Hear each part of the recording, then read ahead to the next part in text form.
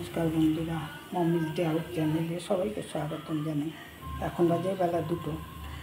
আজকে রান্না করতে অনেকটাই দেরি হয়ে গেল। এই যে নিয়ে নিয়েছি ইলিশ মাছ, এখানে 5 টুকরা ইলিশ মাছ নিয়েছি, আর এই যে মাছের ডিম।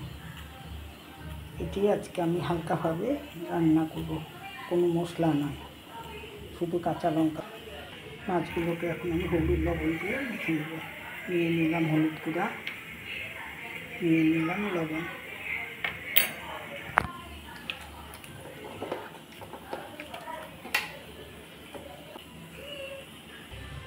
কড়াই আগে থেকে বসিয়ে রেখেছিলাম, দিয়ে দিচ্ছি সরষের তেল। এখন আমি মাছগুলো ভেজে নিচ্ছি।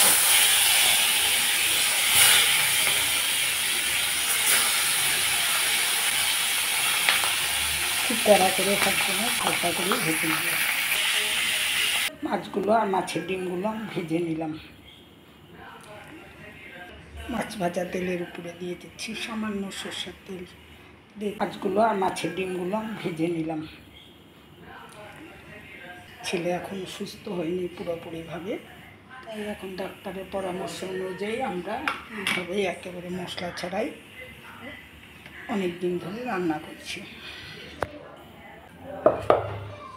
মাছের পাতলা ঝোল করার জন্য আমি নিয়ে দিয়েছি 2টো আলু টুকরা করে, 5টা পটল নিয়েছি টুকরা করে, আর একটা বেগুন নিয়েছি টুকরা করে, আর 3টা কাঁচা লঙ্কা নিয়েছি। এখানে আর কোনো মশলা আমি ব্যবহার করব না।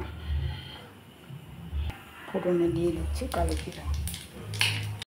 অনেকেই জানে, কিন্তু যারা এখনও নতুন করেনি তারা করে দেখো, ভালোই লাগে, খুব ভালো লাগে খেতে গরম ভাতে। দিয়ে দিচ্ছি আলু,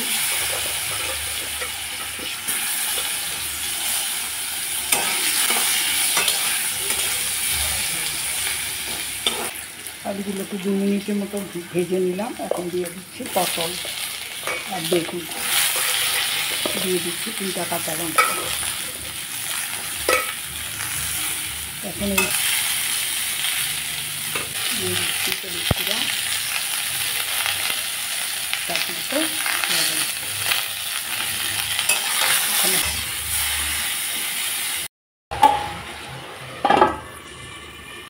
ঢাকনা খুলে দিলাম। আমি সামান্য জল দিয়ে, যেহেতু আমি তেল অনেকটাই কম দিয়েছি, এবার জল দিয়ে একটু ভালোভাবে ভেজে নিচ্ছি, তলে যাতে লেগে না যায় নিচে। আবারও ঢেকে দিচ্ছি 2 মিনিটের জন্য। ঢাকনা খুলে দিলাম। 2 মিনিট পর এই জন্য ভাজা ভাজা করে নিলাম সামান্য জল দিয়ে।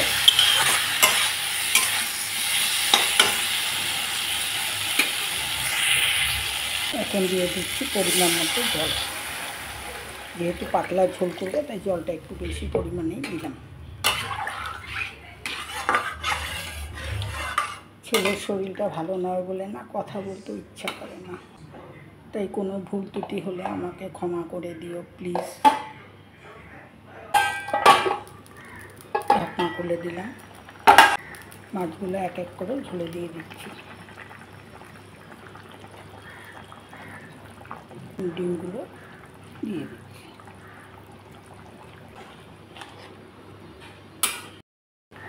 এখন গ্যাস বন্ধ করে দিয়ে আমি 1 মিনিটের মতো রেস্টে রেখে দেব। এখন ঢাকনা খুলে দিচ্ছি, এখন সার্ভ করে নিব।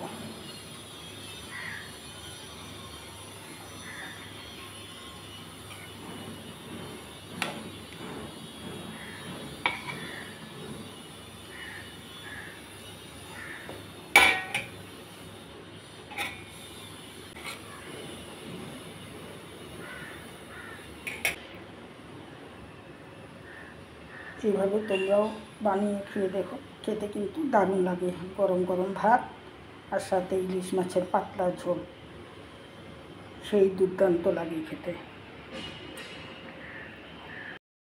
যেখান থেকে দেখছো আমার এই রান্নাটা, যদি তোমাদের একটু হলেও ভালো লেগে থাকে তাহলে একটা লাইক দিয়ে দিও। লাইক দিয়ে রান্নাটা দেখো আর শেয়ার করে দিও। আর তোমাদের কমেন্ট পড়তে তো আর বলার কিছু নেই, কমেন্ট পড়তে আমার খুব ভালো লাগে, আমি কমেন্টের অপেক্ষায় থাকি। কেমন লাগলো রান্নাটা কমেন্ট করে জানিও। আর যারা প্রথম থেকে দেখছো, যারা আমাকে সাবস্ক্রাইব করে পাশে আছো, তাদের জন্য রইল আমার অসংখ্য ধন্যবাদ। আর এখানে বলার কিছু নেই। আর যারা দেখছো নতুন করে, তারা একটা সাবস্ক্রাইব করে অবশ্যই পাশে থেকো। আমিও তোমাদের পাশে থাকবো। হয়তো এখন বর্তমান আমি একটু মানসিক অশান্তিতে ভুগছি ছেলেকে নিয়ে, কিন্তু অবশ্যই আমি থাকবো। আমি কিছুদিন ধরে ভিডিও ঠিক মতো দেখতে পারি না, ইচ্ছাও করে না। তাই তোমাদেরকে বলছি, আমার পাশে থেকো, আমিও থাকবো। ওয়াচ টাইমটাকে বাড়ানোর জন্য তোমরা একটু আমাকে সাপোর্ট করো, এইটুকু তোমাদেরকে অনুরোধ জানালাম। আর যারা নতুন সাবস্ক্রাইব করে পাশে থাকবে, তারা বেল আইকনটাকেও প্রেস করে রেখো, যাতে আমার রান্নার বা যে কোনো ভিডিওর নোটিফিকেশন সবার আগে তোমাদের কাছে পৌঁছয়। তাহলে আজ এই পর্যন্তই। সবাই ভালো থাকো, সুস্থ থাকো। সকলের ভালো থাকাটাই আমি ভগবানের কাছে প্রার্থনা করি। আবার নতুন রেসিপি নিয়ে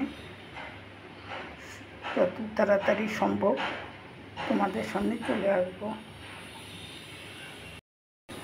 মাছের ঝোলটা কিন্তু দেখতে দারুণ হয়েছে।